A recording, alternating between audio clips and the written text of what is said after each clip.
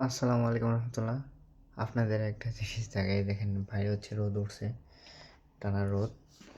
এই দেখেন, এই যে ঘরের ভিতরে রোদের আলো, এই যে, আর হচ্ছে চারোদিকে কিন্তু যে বরফ দেখেন। এখন হচ্ছে -16 ডিগ্রি তাপমাত্রা চলে।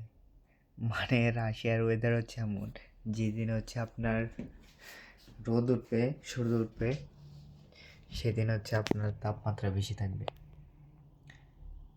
দেখেন বাইরে কিন্তু বরফ জমে আছে, আর 16 ডিগ্রির তাপমাত্রা কীরকম অনুভব হবে তা তো বুঝতেই পারতেছেন।